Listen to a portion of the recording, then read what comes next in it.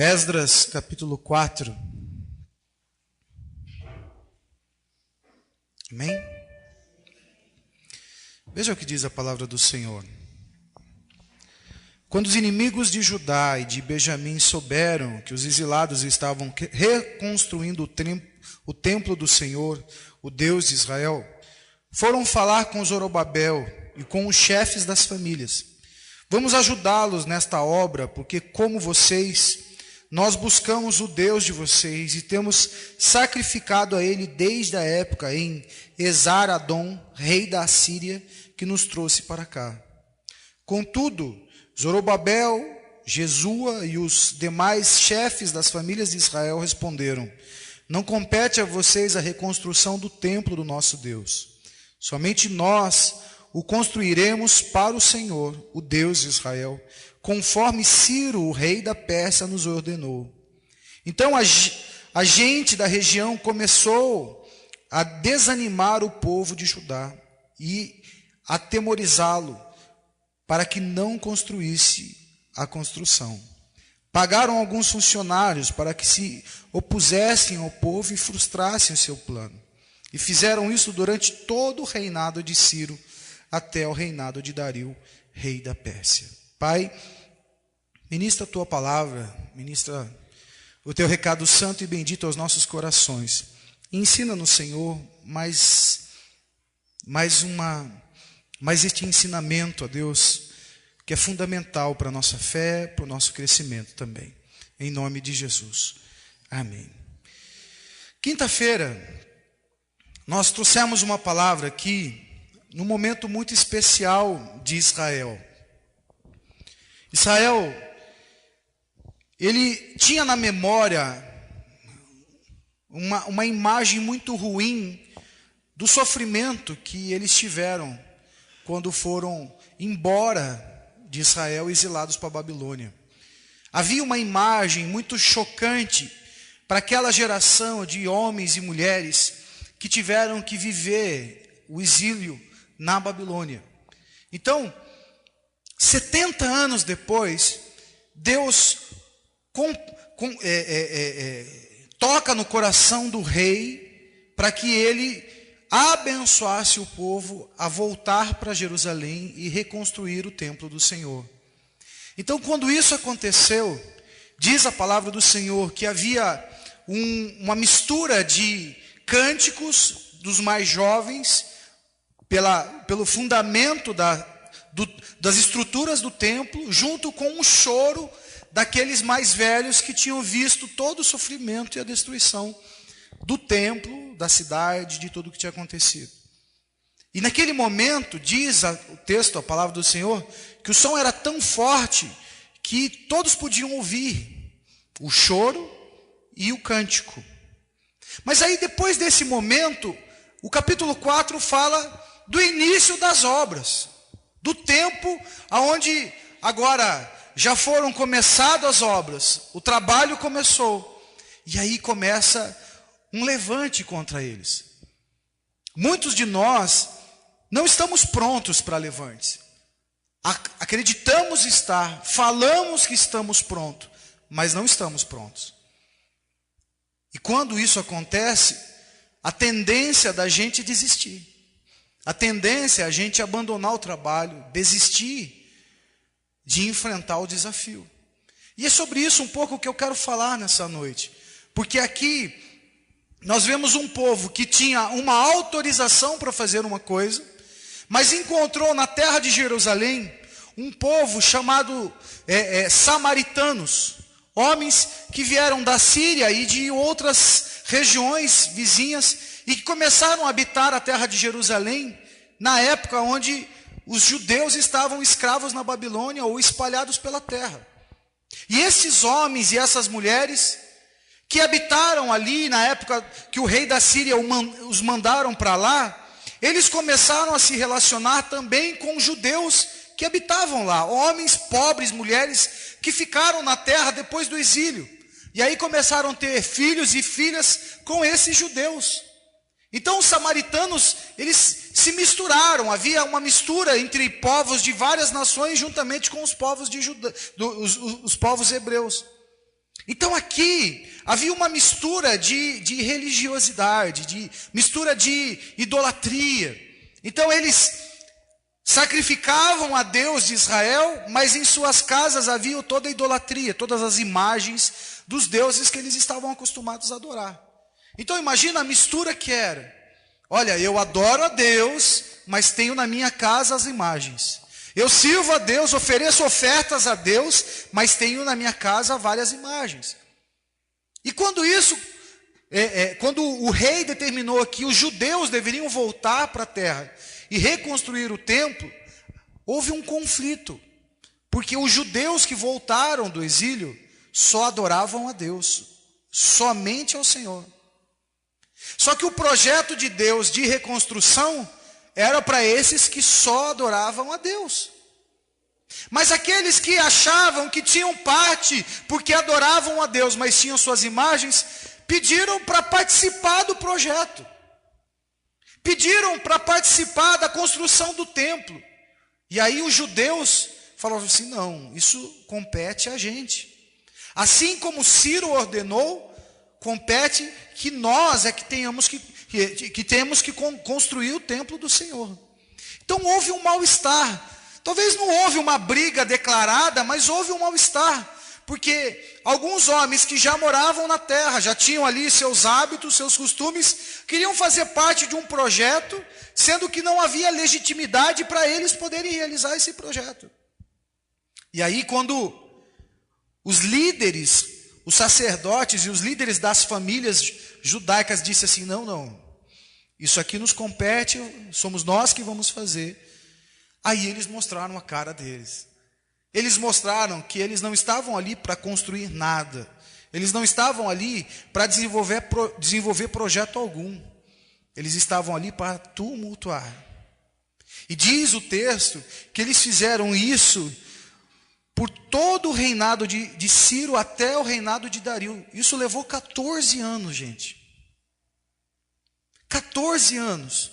Imagina você ter que construir algo, tendo ao teu lado pessoas pagando os teus funcionários para boicotar o teu trabalho. Pagando pessoas para desanimar os que estavam trabalhando. Você já viu isso? Alguém que está ali com um projeto, com um sonho, e alguém que fica do lado dizendo: não vai dar certo. Não vai dar certo. Isso não vai ser bom. Isso não vai dar certo. Já viu isso? Eu me lembro que alguns anos atrás nós quebramos aqui a parede e começamos a fazer a parte de trás da igreja. Algumas pessoas diziam assim: olha, essas colunas não vão aguentar. E a gente: vai aguentar. E eles diziam assim: não, essas estruturas aqui vão cair. E a gente dizia: não, vai estar tudo bem feito. Não está fazendo mal feito, está fazendo bem feito. Não, mas aqui não pode, aqui está errado, aqui. E a gente continuou a obra até finalizar, e hoje a igreja está bonita aí. A gente teve do nosso lado pessoas que não nos ajudaram, não nos ajudaram financeiramente e ficaram do lado só criticando o trabalho. Só questionando o trabalho. E eu sei que na sua vida talvez isso já aconteceu.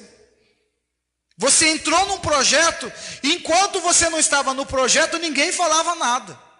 Ninguém se envolvia, ninguém dava palpite, mas a partir do momento que Deus trouxe para você um projeto e você disse: eu vou começar o projeto, e porque algumas pessoas você não permitiu que elas estivessem contigo nesse projeto, passou a ser pedra de tropeço.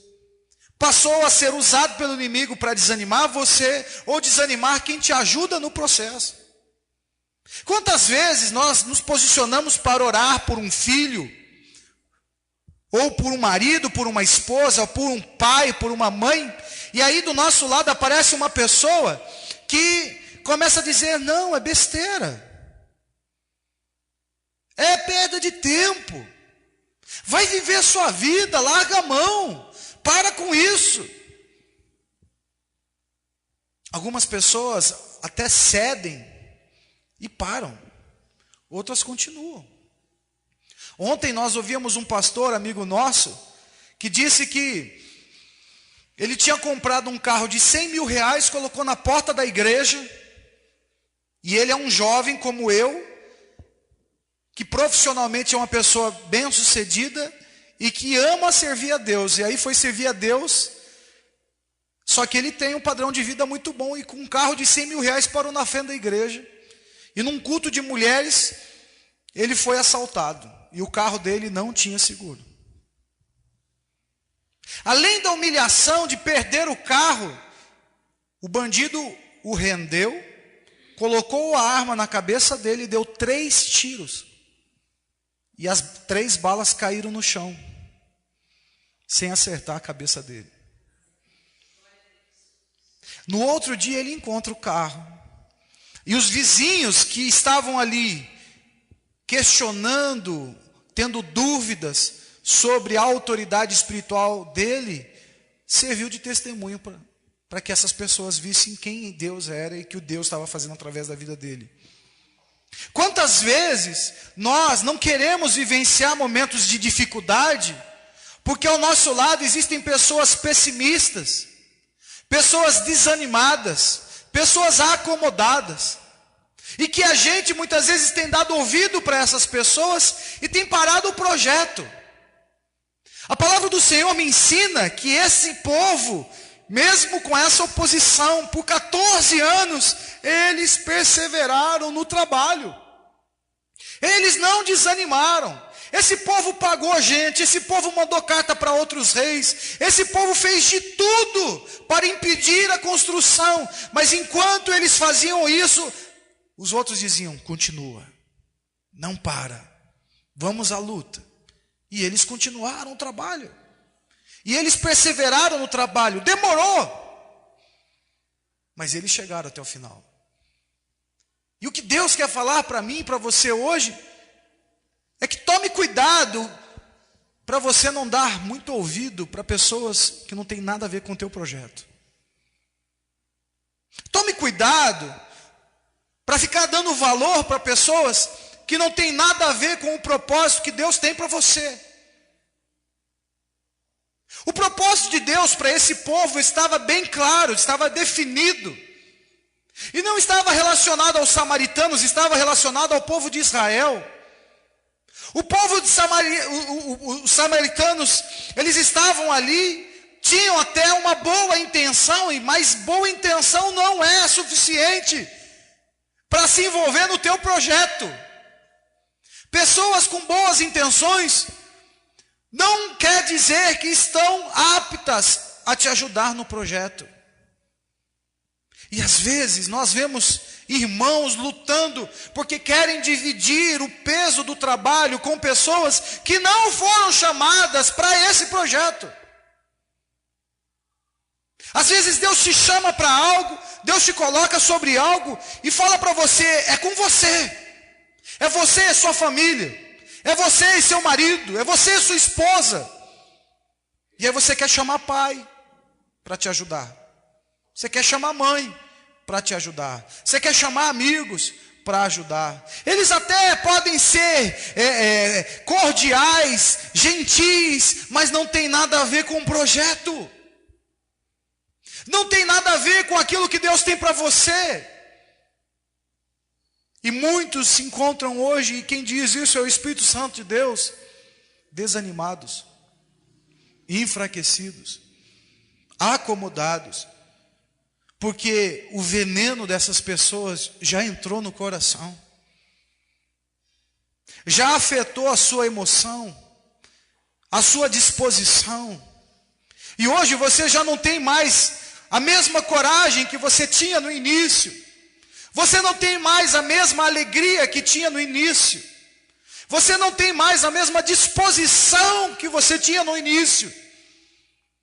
E Deus hoje quer falar para você: volte ao projeto original. Volte ao projeto original. Eu te chamei, eu te sustento, eu te fortaleço, eu sou contigo. Volte ao projeto original. Você mexeu demais. Ouviu muita gente e hoje está sozinho, desanimado. Esse povo Eles precisaram ter coragem para falar não para essas pessoas. Essas pessoas estavam morando na terra. Eles já habitavam na terra. Mas eles tinham uma autorização. Eles tinham uma carta escrita pelo rei, que dava autoridade para eles entrarem na cidade e dizer: a terra é nossa, não é sua. O templo do Senhor é nosso e não de vocês. Eles tiveram que ter a coragem para ir para uma terra que eles não conheciam, muitos deles. Os pais até conheciam, os avós até conheciam, mas era uma geração de 40, 50 anos que não conhecia. Eles estavam há 70 anos longe dessa terra, irmãos. Você sabe o que é isso? Você ficar 70 anos longe de uma terra e depois você voltar e dizer: é minha, me pertence.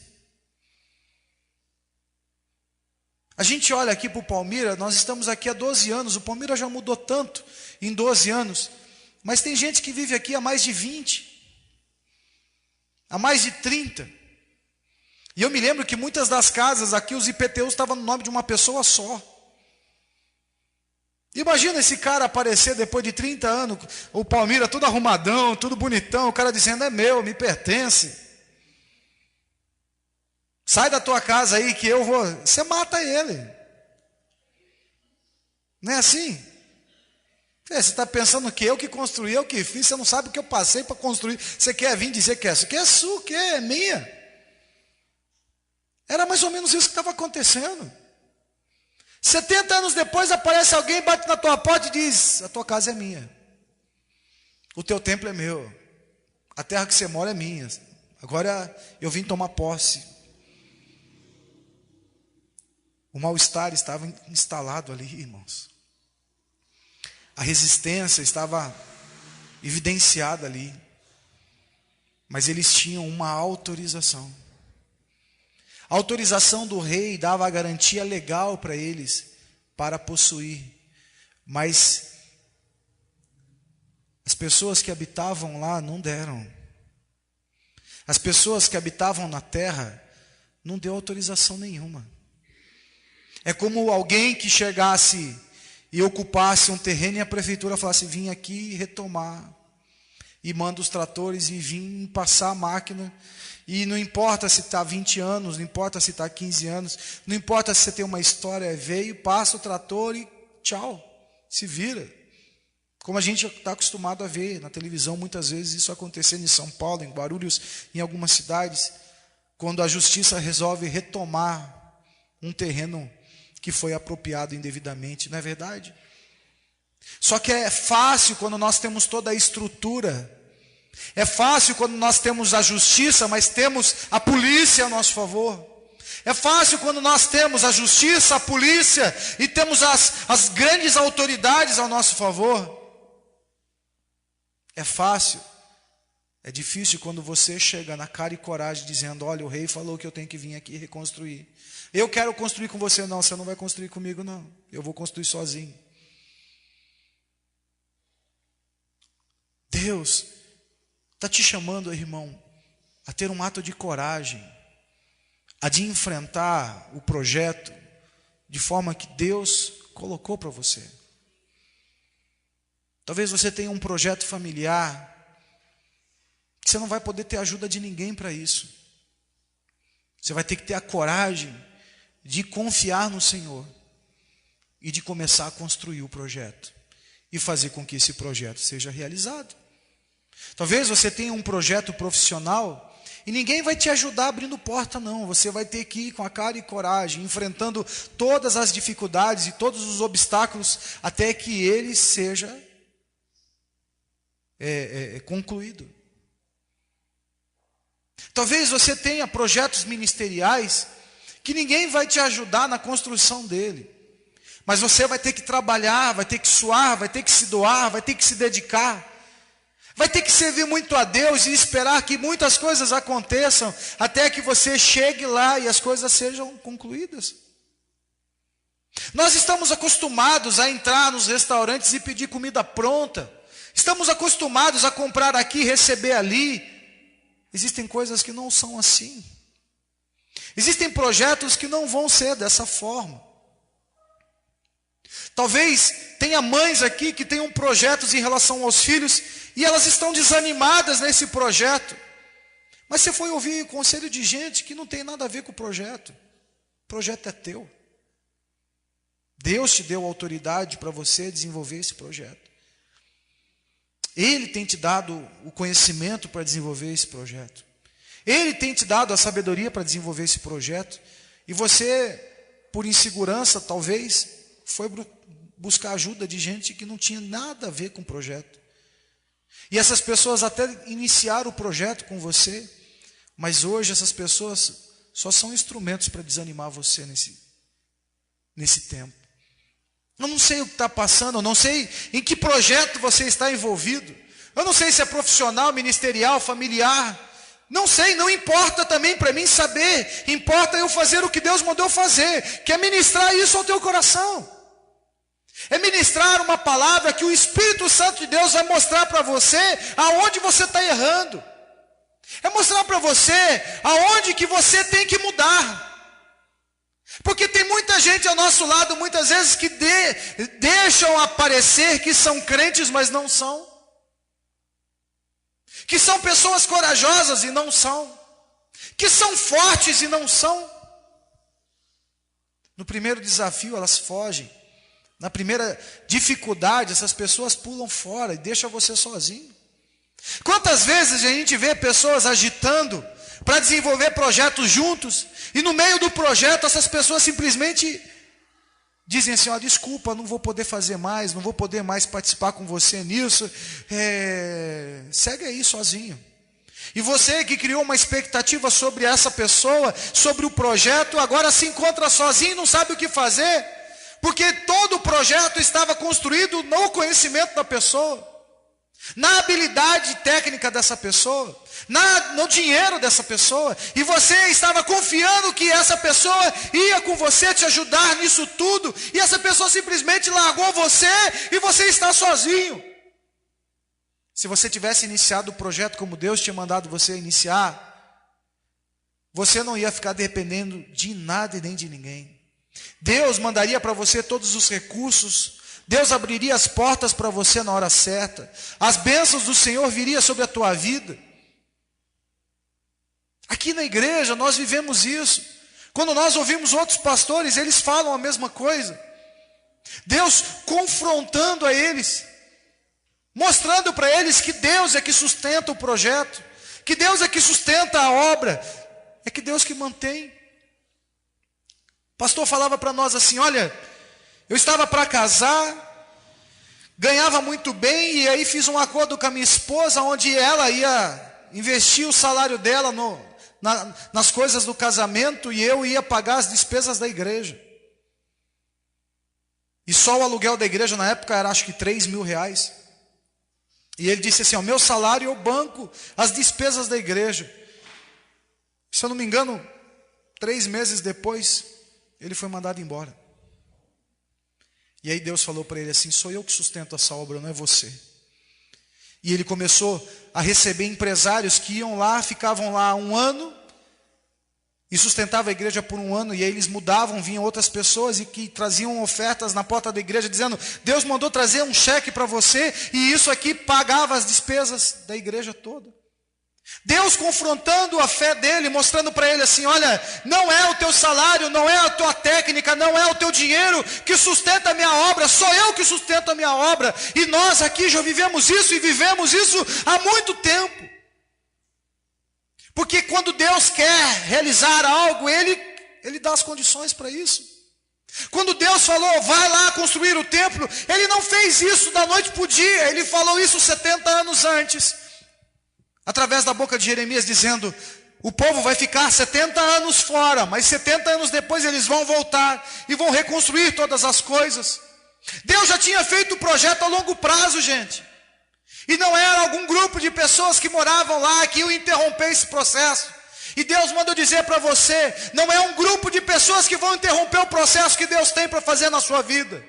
Não é um grupo de pessoas que vai interromper o plano que Deus tem para a tua família. Não são algumas pessoas que vão interromper o processo de salvação da sua casa. Não adianta você temer, não adianta você ficar com medo. Confie no Senhor, descanse no Senhor. Ele está preparando todas as coisas, Ele está organizando o projeto para você. Então não dependa das pessoas, dependa do Senhor.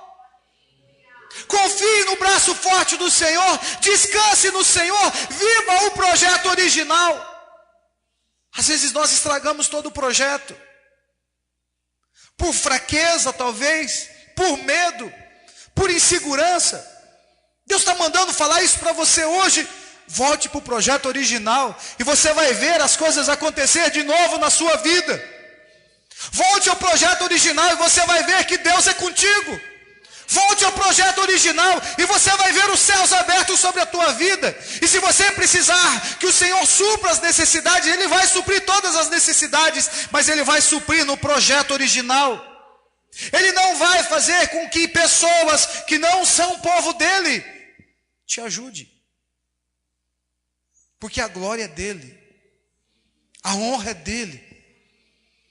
Ele não quer que pessoas que tenham um ânimo dobre participem do teu projeto. E Ele faz isso exatamente para que você saiba que Ele é que sustenta o projeto. É Ele que realiza o projeto. Como é triste olhar para pessoas que tiveram fé para iniciar, tiveram fé para começar, mas não têm fé para continuar. Como é triste ver pessoas que tinham alegria no início de um projeto, tinham alegria no início de um grande desafio, e que hoje se encontram desanimadas, chateadas, preocupadas, incrédulas. Em alguns casos as pessoas até têm dúvida se eram de Deus ou não. Deus hoje quer te sacudir, hoje Deus quer te acordar, para que você volte ao projeto original, para que Ele possa te abençoar, para que Ele possa mostrar que Ele é contigo. Nós estávamos aqui alguns meses atrás comemorando 12 anos. Todos nós estávamos felizes, estávamos projetando coisas, estávamos olhando aqui, Deus, tem tanta coisa que o Senhor pode fazer aí para frente. Um mês depois meu pai morre. Um mês depois começaram os murmurinhos das mudanças. Olha, você vai assumir a igreja da Lapa, você vai para cá, outro vai para lá. Ah, vai ter mudança na superintendência, vai ter mudança aqui, vai ter mudança ali. Um mês antes nós estávamos aqui felizes. Um mês antes nós estávamos aqui projetando coisas. Um mês depois eu me encontrava com medo. Um mês depois eu me encontrava cansado. Um mês depois eu me cansava estafado. Por não saber o que está acontecendo, por não saber as coisas que estavam me rodeando. Comecei a ficar tão estressado, tão estafado, as minhas emoções estavam tão abaladas que eu comecei a ficar cheio de urticária. Comecei a ficar cheio de manchas vermelhas no meu corpo. Fui fazer exames e os exames diziam: você não tem alergia a nada. Mas então por que eu estou todo vermelho? Por que eu estou cheio de mancha? Por que meus lábios ficam com bolhas inchadas? Meu pescoço cheio de mancha vermelha? Minhas mãos com manchas brancas, cheios de ponta? A pastora falou assim: vamos nos posicionar, vamos buscar espiritualmente. E aí na nossa casa a gente resolveu jejuar, tomar Santa Ceia todos os dias. Paramos o nosso dia, e todos os dias nós parávamos à tarde para orar em família, para ceiarmos todos os dias, para Deus lavar, limpar, curar, restaurar a coragem, a alegria, a esperança, a força. Em uma semana de posicionamento, as alergias acabaram, a preocupação foi embora, o descanso voltou ao meu coração, a esperança voltou a reinar, e estamos no projeto do Senhor. Eu não sou diferente de vocês, meus irmãos. Mas a gente tem mostrado para vocês que batalhas espirituais nós nos posicionamos de forma espiritual. Não adianta, meu irmão, você tentar entrar numa batalha com conselhos de gente ímpia. Você só entra em batalhas com conselhos de Deus. Você só entra em batalhas com orientação vinda do céu para você. Não adianta ouvir conselhos de irmãos, não adianta ouvir conselhos de amigos, não adianta ouvir conselho de ninguém. O conselho que recebemos é da palavra do Senhor. É o Senhor que direciona, é o Senhor que mostra. E se o Senhor diz coragem, então coragem. Se o Senhor fala vai forte, vai forte. Se o Senhor fala para você confia em mim, confia nele. Se ele fala para você descansa em mim, descansa nele. Porque o que nos move, irmãos, é a palavra do Senhor. Quem nos direciona no projeto é o Senhor. Aquele povo ficava olhando para as dificuldades, olhava para a má vontade de alguns funcionários. Não tem coisa pior do que você trabalhar com gente com má vontade. Você está ali no maior gás, e a pessoa fazendo as coisas a ritmo de tartaruga. Uma vez a pastora ficou brava comigo com esse negócio. Eu tinha comprado um sapato tão bonito. Era um democrata marrom, de couro. E ele era lindo o sapato. Mas eu tinha um funcionário que estava com má vontade. E nós tínhamos um projeto e tínhamos que entregar um projeto. E ele trabalhava na cabine de pintura da indústria que a gente tinha. E nós tínhamos que produzir 200 cilindros por dia. E pintar esses 200 cilindros por dia. E esse funcionário estava pintando 20. A gente sabia que ele queria ser mandado embora, mas eu não podia mandar ele embora antes de entregar o projeto. Mas aquele funcionário estava me deixando louco da vida. Porque nós tínhamos prazos, nós tínhamos que fazer as coisas. E aí um dia ele entrou na cabine de jato de areia, enfiou um capacete e o oxigênio ele inverteu. E eu fiquei com tanta raiva, eu falei, você quer morrer aqui dentro? Você quer morrer aqui dentro? E eu perdi o controle com ele. Naquela semana eu mandei ele embora, mas eu fui para a cabine de pintura, com meu sapato democrata. No final do dia, aquele meu sapato de couro estava vermelho.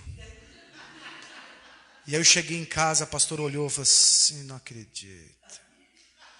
Não acredita. Não acredito.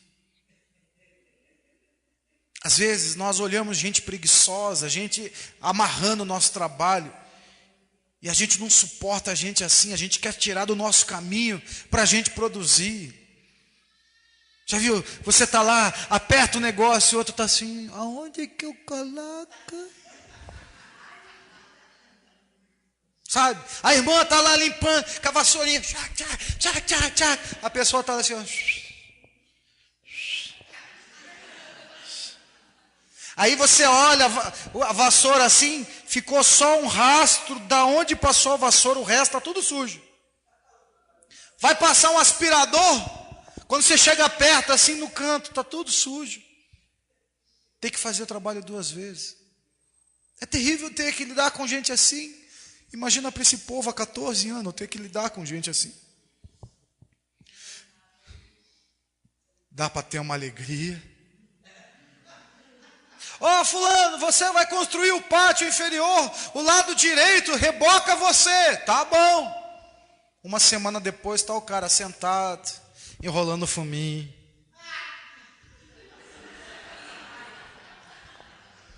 Aí você fala assim, você não rebocou a parede? Hã? Ah, depois eu faço. E aí você pagou o trabalho. A pessoa está sendo remunerada. Só que o outro está pagando para ela não fazer nada. Para amarrar o teu trabalho. Dureza, né? 14 anos, esses homens vivendo dessa forma. Olha, corta os tijolos para a gente fazer aqui as paredes. E aí eles pegavam aquelas pedras e tinham que cortar as pedras para fazer os tijolos, colocar e construir. Aí imagina o cara esperando, olha, hoje eu preciso de 20 blocos. E o cara fez um. E aí você vai lá, o cara está lá. E você é de braço cruzado, olhando para o cara, vai. Ô irmão, imagina, para você construir um templo, você levaria quanto tempo? 14 anos para construir um templo. Dá para você imaginar como que estava o negócio? Dava para imaginar como estava a situação ali? 14 anos vivendo boicote, tendo que acordar todos os dias dizendo assim: bom dia, minha amada esposa, bom dia, filhos queridos, bom dia, miserável. Ter que olhar, acordar aquele cara todo dia e dizer: desgraça, vou ter que ver quantos tijolos você vai me dar hoje. Está entendendo?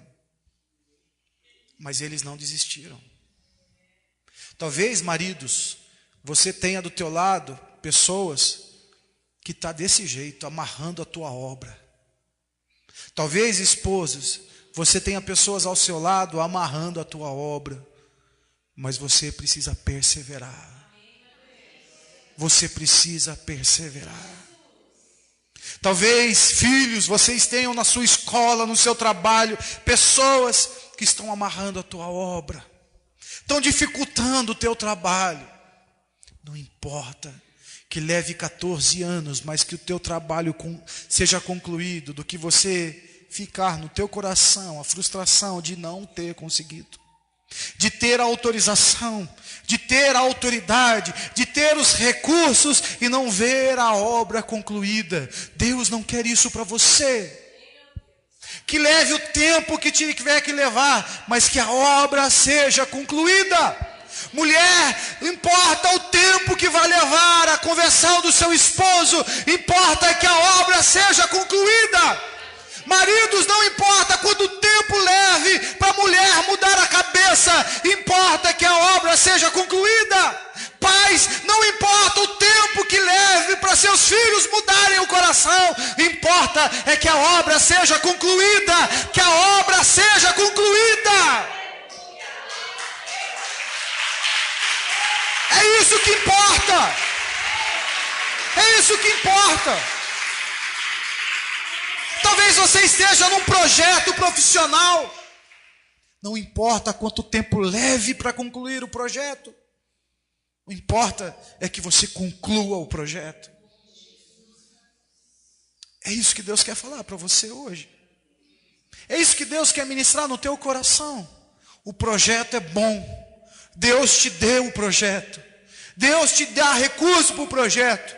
Para de ficar ouvindo gente que não tem nada a ver com o teu projeto. Para de ficar dando ouvido para pessoas que não tem nada a ver com o que Deus planejou para você. Começa a olhar para o projeto e para Deus. Deus, o Senhor me deu o projeto. O que eu tenho que fazer? Olha, talvez eu tenha do meu lado pessoas que vão ficar desanimadas, até tem credibilidade para entrar no projeto comigo, mas estão desanimadas porque deram ouvidos, ou porque se corromperam pelas outras pessoas. Mas eu vou continuar, mesmo tendo que lidar ao lado dessas pessoas, eu vou continuar, eu vou vencer, eu vou ver essa promessa se cumprir na minha vida. Amém? Essa é a palavra do Senhor para você.